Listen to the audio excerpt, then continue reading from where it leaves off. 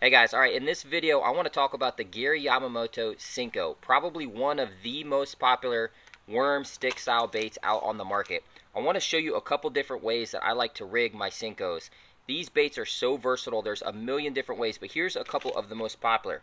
This one here I've already got rigged up as a wacky rig, so I've used a rubber ring here to put around the middle of the bait and attached a small J-hook with a weed guard. Using these rubber rings on the Senko gives it some excellent action.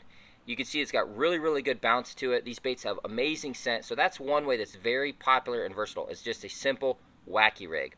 The next way is just using an offset worm hook, and I'll show you guys exactly how I like to how I hook mine. So one end of the bait is flat and the other end is pointy. You want to use the flat end of the bait here, and you're just going to insert your hook right in the center, and you're going to go down about 1/4 of an inch, come out the back, okay, and then right here at the offset portion you're going to pull that up just so that the eye is just sticking out of your bait, right? Just like this. And then you want to see where your hook is going to need to enter the worm in order to keep it straight. That's really important. You don't want to hook it too far up or too far down, or else your worm is going to have this bend in it. So I need to go in about right here.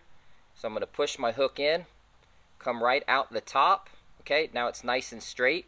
So you could leave it like this, but what a lot of people do, especially if you're fishing around vegetation, is they skin hook it. And that's where you take this tip, you take the worm and you just barely pull it forward and back so that that tip of the hook, see there, is completely covered by the actual worm itself. Now with this, you could then rig it Texas rig, Carolina rig, you could do a Florida rig, you could do a drop shot rig, you could do weightless, you could add bullet weights. There's a million different options. This way is really popular. But I've got one more way I want to show you guys, and that's actually using a Senko as a trailer for your chatterbaits or even some of your spinner baits. So what I like to do is actually cut mine a little bit shorter. I don't like too long of a trailer because then you're going to have those bass that are kind of biting the back end. I want them to get the whole bait.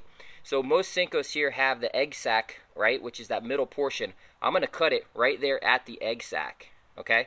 And that gives me about 2/3 of the worm here. Now I'm just going to take this and thread it onto my chatterbait. And what that does is it's going to give your bait a lot more kind of kicking action there at the tail, but most importantly it's going to give it the scent. And that's what really makes the Senkos so popular, is that they have this scent on them. So that's another option for you.